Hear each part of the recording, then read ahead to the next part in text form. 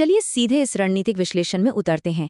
पंजाब में दो प्रमुख रक्षा प्रतिष्ठानों के बाहर जो हालिया सुरक्षा चूक हुई है, आज हम उसे डिकोड करेंगे। एक राष्ट्रीय सुरक्षा विशेषज्ञ के नजरिए से अगर हम देखें तो सबसे बड़ा सवाल ये है कि आखिर सीमा से सटे इन अहम ठिकानों को ही क्यों निशाना बनाया गया।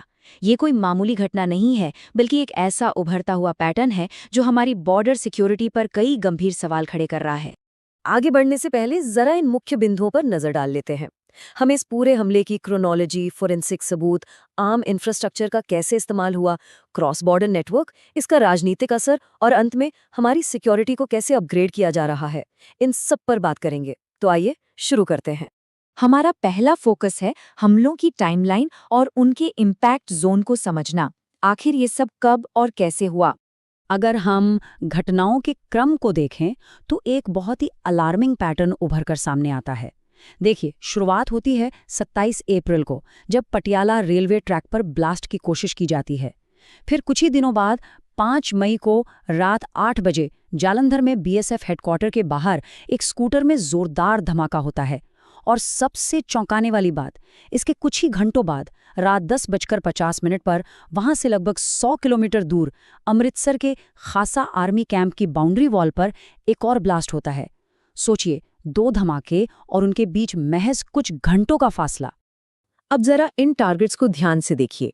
जालंधर का बीएसएफ पंजाब फ्रंटियर हेडक्वार्टर और अमृतसर का आर्मी खासा छावनी, ये दोनों ही बहुत हाई वैल्यू और संवेदनशील सीमा रक्षा प्रतिष्ठान हैं। सोचने वाली बात यह है कि इनकी बाहरी परिधि यानी आउटर पेरीमीटर को ही विशेष रूप से क्यों चुना गया। स्पष्ट रूप से यह हमारी सीमा सुरक्षा व्यवस्था को सीधे तौर पर दी गई एक सोची समझी चुनौती है। चलिए अब बात करते हैं फोरेंसिक और सामरिक साक्ष्यों की, यानी ग्राउंड पर हमें क्या सबूत मिले और उनसे क्या पता चलता है। इस पूरे मामले में जो सबसे दिलचस्प और अहम बात है वो है इन दोनों धमाकों के बीच का अंतर। जालंधर में एक बहुत ही भयंकर शॉकवेव महसूस की गई। धमाका इतना जोरदार था कि 300 मीटर दूर तक शीशे चकनाचूर हो गए और वहां लगी आग को बुझाने के लिए कई वाटर यूनिट्स बुलानी पड़ी। लेकिन दूसरी ओर अमृतसर में पैटर्न बिल्कुल अलग था। वहां एक तेज छर्रे वाला इम्पैक्ट देखा गया। बाउंड्री वॉल में शीट मेटल जैसे मेटालिक टुकड़े धंसे हुए मिले। अब ये मेटालिक टुकड़े इस बात का बहुत मजबूत सबूत है कि वहां इम्प्रोवाइज्ड एक्सप्लोसिव डिवाइस यानी आईईडी का इस्तेमाल हुआ था। ये साफ दिखाता है कि दोनों जगह अलग अलग तरह के विस्फोटकों और रणनीतियों का प्रयोग किया गया है। हमारी सुरक्षा एजेंसियां इस वक्त इसी एनालिटिकल फ्रेमवर्क पर काम कर रही हैं। उन्हें ये तय करना है कि क्या ये किसी अकेले रेडिकलाइज्ड व्यक्ति का काम था, जिसे हम लोन वुल्फ कहते हैं, या फिर इसके पीछे सीमा पार से ऑपरेट होने वाला कोई कोऑर्डिनेटेड इंटेलिजेंस प्रॉक्सी ऑपरेशन है। इस हमले के असली मास्टरमाइंड तक पहुंचना इस वक्त जांच का सबसे अहम हिस्सा है। अब एक ऐसे पहलू पर आते हैं जो बहुत चिंताजनक है। वो है रोजमर्रा के नागरिक ढांचे या सिविलियन इंफ्रास्ट्रक्चर का एक हथियार के रूप में इस्तेमाल होना।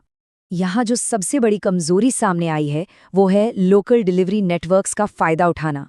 उदाहरण के लिए जालंधर में एक 22 साल के कुरियर डिलीवरी वर्कर के पार्क किए गए स्कूटर का इस्तेमाल किया गया। ये हमें बताता है कि कैसे आम दिनचर्या और सिविलियन एक्सेस का इस्तेमाल करके बिना कोई तुरंत अलार्म ट्रिगर किए भारी सुरक्षा वाले इलाकों के बिल्कुल करीब विस्फोटक पहुंचाए जा रहे हैं। ये एक बहुत बड़ा लूपहोल है। वहीं अमृतसर की बात करें तो चश्मदीदों और शुरुआती रिपोर्टों ने एक बात साफ कर दी है कि ये कोई हादसा नहीं था। नकाबपोश लोगों ने जानबूझकर वहां विस्फोटक फेंका और हिट एंड रन रणनीति अपनाते हुए तुरंत फरार हो गए। मतलब मिलिट्री बाउंड्री को बहुत ही सटीकता से टारगेट किया गया। फिलहाल इन संदिग्धों की मूवमेंट को ट्रेस करने के लिए भारी मात्रा में सर्वेलेंस और सीसीटीवी डेटा खंगाला जा रहा है। अब इस पूरे मामले के सबसे बड़े खतरे की ओर बढ़ते हैं, क्रॉस बॉर्डर थ्रेट नेटवर्क्स। इसमें ड्रोन, गैंगस्टर और प्रॉक्सी का पूरा नेक्सस शामिल है। देखिए, ये कोई लोकल इशू नहीं है। जालंधर ब्लास्ट की जिम्मेदारी खालिस्तान लिबरेशन आर्मी ने ली है। इसके साथ ही पाकिस्तानी गैंगस्टर शहजाद भट्टी के साथ कनेक्शन की भी गहराई से जांच चल रही है। हम सब जानते हैं कि पिछले कुछ समय में पाकिस्तान की तरफ से ड्रोन के जरिए हथियारों और ड्रग्स की तस्करी का एक बढ़ता हुआ इतिहास रहा है। विदेशी अलगाववादी समूह, स्थानीय गैंगस्टर नेटवर्क और सीमा पार से ड्रोन लॉजिस्टिक्स, इन सब का आपस में मिलना एक बहुत ही खतरनाक मल्टी लेयर्ड वॉरफेयर का माहौल तैयार करता है। और हाँ, ये भी पूरी तरह मुमकिन है कि ये धमाके सिर्फ हमारे सिक्योरिटी रिस्पॉन्स को चेक करने और लूप होल्स का पता लगाने के लिए एक टेस्ट रन रहे हों। सुरक्षा से आगे बढ़कर अब जरा इसके राजनीतिक प्रभाव और स्थिरता पर पड़ने वाले असर को देख लेते हैं। अगर हम इस पॉलिटिकल मैट्रिक्स को बिल्कुल न्यूट्रल होकर देखें तो पता चलता है कि अलग-अलग राजनीतिक दल इसे अपने अपने नजरिए से पेश कर रहे हैं। आम आदमी पार्टी सरकार का कहना है कि ये घटनाएं चुनाव से पहले सिर्फ डर फैलाने की एक साजिश है, जबकि विपक्ष, जिसमें श्रोमणी अकाली दल, बीजेपी और कांग्रेस शामिल हैं, इसे लॉ एंड ऑर्डर के पूरी तरह फेल होने के रूप में देख रहे हैं और सख्त कदम उठाने की मांग कर रहे हैं। अब इस तरह का राजनीतिक ध्रुवीकरण आम जनता के मन में सुरक्षा एजेंसियों के प्रति भरोसे को कम कर सकता है, जो कि हमारे लॉन्ग टर्म सिक्योरिटी के लिए बिल्कुल भी अच्छा नहीं है। इन सब के बीच सबसे अहम कदम क्या उठाए जा रहे हैं? आइए देखते हैं कि फ्रंटियर विजिलेंस प्रोटोकॉल को कैसे अपग्रेड किया जा रहा है। इन हमलों ने जो नए खतरे दिखाए हैं, उनसे निपटने के लिए कुछ तत्काल और जरूरी बदलाव किए जा रहे हैं। संदिग्धों को ट्रेस करने के लिए आसपास के सभी सीसीटीवी फुटेज की तुरंत जांच हो रही है। बॉम्ब डिस्पोजल स्क्वाड केमिकल अवशेषों और मेटल के टुकड़ों का बहुत बारीकी से एनालिसिस कर रहा है। ऐसी पूरी संभावना है कि ये जांच अब सीधे नेशनल इन्वेस्टिगेशन एजेंसी यानी एनआईए को सौंप दी जाएगी। इसके अलावा सैन्य ठिकानों के पास आम कुरियर डिलीवरी के लिए चेकिंग के नियमों को बहुत सख्त किया जा रहा है और छावनी के आसपास की फिजिकल बाउंड्री और बफर जोन को पहले से कहीं ज्यादा मजबूत किया जा रहा है। जैसे जैसे ये फोरेंसिक और सामरिक जांच आगे बढ़ रही है, राष्ट्रीय सुरक्षा के नजरिए से एक बहुत ही क्रिटिकल सवाल हमारे सामने खड़ा है। क्या उजागर हुई ये कमजोरियां हमारे बॉर्डर डिफेंस प्रोटोकॉल को हमेशा के लिए बदल कर रख देंगी? और सबसे अहम बात, क्षेत्रीय सुरक्षा को लेकर जनता के भरोसे पर इसका लॉन्ग टर्म असर क्या होगा? इन सवालों के जवाब ही ये तय करेंगे कि भविष्य में हम ऐसे खतरों का सामना कैसे करते हैं। इस डीप डाइव विश्लेषण में आज के लिए बस इतना ही।